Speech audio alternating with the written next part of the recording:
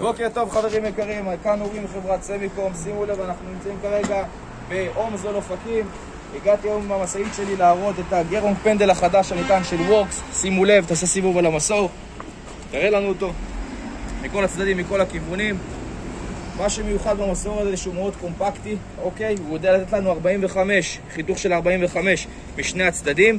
זה לא משהו שיש לכל מסור, אוקיי? יש לנו פה מעריכים.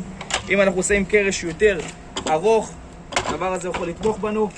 אם שמנו פה קרש לחיתוך, מפה אני מוריד את הברזל, אין צורך לתפוס ככה את הקרש ביד. אוקיי, שימו להדגמה, שם את הקרש 5/10, מפה יש לו כפתור בטיחות, בוא אליי, נסתכל ונראה. סמן לייזר עובד, מפה כפתור בטיחות. רגע, סוללה במקום. זה היתרון, לא צריך חשמל.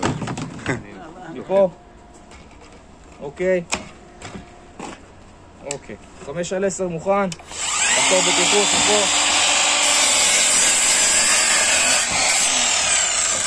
תן עוד חיתוך. חיתוך מושלם, חיתוך מדויק. נעבור לחיתוך הבא.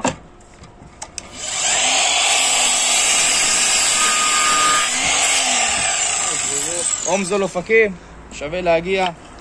מסור נייד, מיוחד, קטן, עוצמתי. שיהיה לכולם אחלה של יום.